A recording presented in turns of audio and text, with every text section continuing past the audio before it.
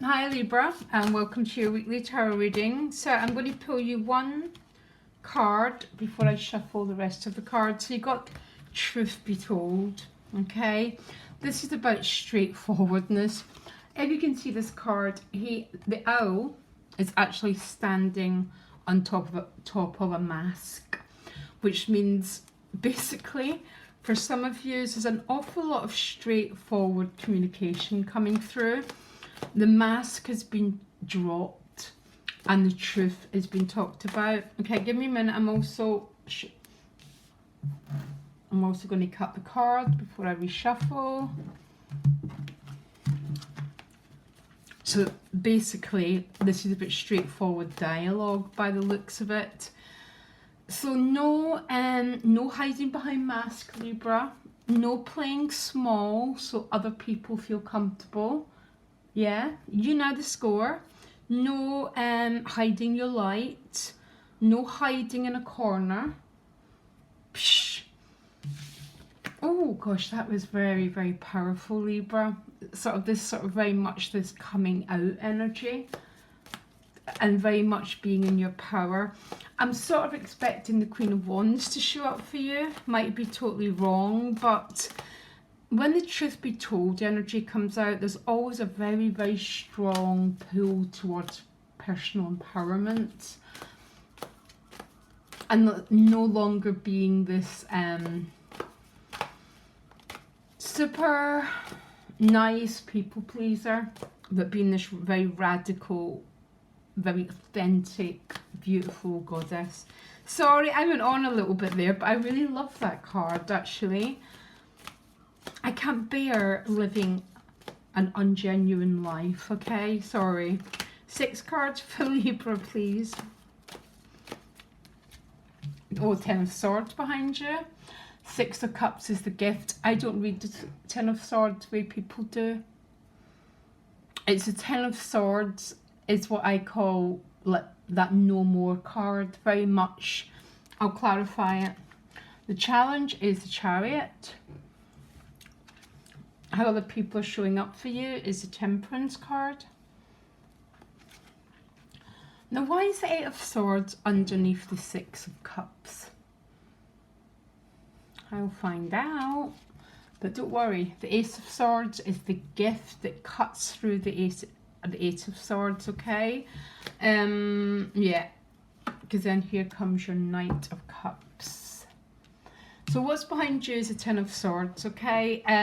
The 10 of Swords to me it is an ending card. It's a 10 of Swords that stops us going round and round and round in very, very repetitive patterns but getting nowhere. Yeah, it's that, I almost want to swear, but I'm not going to. It's that sort of enough's enough card. It's a 10 of Swords that leads to the Fool energy, yeah? When we decide to no longer live in the 9 of Swords, we no longer live in fear, we sort of begin this process of moving into our power. And sometimes to get that means that we have to use this Ace of Swords to cut through an awful lot of belief systems, a lot of like you know, like Kali's sword, when she cuts through illusions and she cuts through nonsense in order to get to the truth, okay? That's what I love the 10 of Swords about, actually. It's not far off one of my favourite cards when I understand the process of becoming all that we're meant to be in life, okay? So the gift is the 6 of Cups. This is a card of reconnection and reconciliation. For some of you, this might be a romantic energy. For some of you, you might be reconnecting with a childhood friend, something from your very sort of early days. For some of you, there might be some sort of emotional reconnection going on, basically. The challenge, though, is the Chariot. And I think the Chariot is the challenge, sorry guys, because of this 8 of Swords energy. So even though there's this truthfulness, there's this reconnection with the 6 of Cups, because the Six of Cups is also a card of reconnecting with joy, with innocence. Do you remember that place, Libra, where we just know how to be happy? You know, it's about coming back to your own heart and your own love nature. For some of you, you are doing this with someone else, okay? But the Chariot is still the challenge. And I think it's because of that Eight of Swords. So the Eight of Swords is a feeling of being constrained by circumstances. What I find really weird, so some of you have got to this Ten of Swords that, oh my gosh, I'm just going to be truthful regardless of the cost, yeah? You know, that amazing jump off place, which you can't control when it happens. But when it happens, our whole destiny changes. So you get to this jump off place. There's this reconnecting with the Six of Cups. And then you go back into the Eight of Swords. Now, growth is not straightforward. I'm sort of laughing at that comment. Like, we make a leap forward and then we go backwards again. So there's a strange dynamic here. Okay, all I do know is clarity is coming with that Ace of Swords. So tell me why the Chariot is a challenge. Don't roll your eyes because of the Two of Wands. Okay, so there's still this feeling of being in a fork in the road, a bit not totally decisive about what the next step forward is. And that is probably what's creating the Eight of Swords, this feeling of having a blindfold on. You know what? A lot of people say the Eight of Swords is an illusion. It's obviously not an illusion when we feel that we cannot see what's happening next. It obviously is a reality for most people in this world. But we do have some sort of power over it. And actually the power over the Eight of Swords is actually the Ten of Swords. It's that feeling of, oh, and I know it's really, really easy to say, but it's very much, especially if this is a relationship dynamic, to be very much, oh, sort of casting the burden of this relationship, of these dynamics, not carrying everything on your own shoulders, but it's almost like a state of grace, faith. So you don't have to carry the burdens of the Two of Wands, because it's what's creating this feeling of, well, circumstances are really stuck. I feel a little bit can't see what's coming next. By the end of it, more clarity is going to come, because the Ace of Swords with the Ace of Wands, okay, two aces, obviously quite a lot of passion here, but there's more than passion. There's clear sight coming through, and it's a very complex reading because you begin in the 10 and end in the Ace, and in between it, you know, because I'm an air sign too, guys, okay, so I can understand this sometimes habit of living from your mind and believing that if we tick all the boxes, we're going to get control over things. We cannot think our way out of a situation, and we cannot, that's not the way the mind works.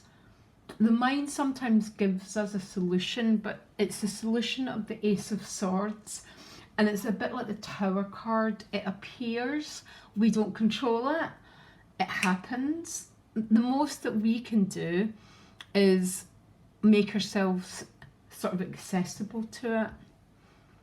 Now, Temperance is showing up in your relationships. This can be a Sagittarius, or it can just be this sort of middle path, very emotionally balanced. So other people in your life are coming across in this Temperance manner. So very quite vulnerable, I always find the Temperance card quite a vulnerable card because they've just gone through the Death card. So they've got this vulnerability. But I really like Temperance card because we need to be vulnerable. We need to be able to relate. We need to be able to express ourselves. So is this quite vulnerable energy coming across in your relationships? Not bad, just very, and it's very, very middle path, very sort of balanced, but quite vulnerable.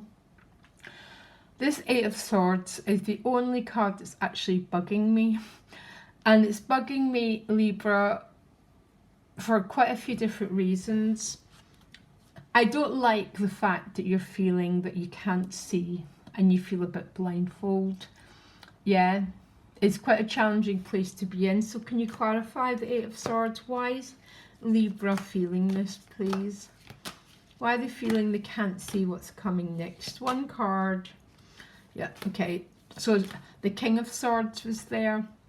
So that might be regarding a legal matter. The King of Swords can be like a judge, a lawyer, okay? So some of you might feel stuck a little bit about that.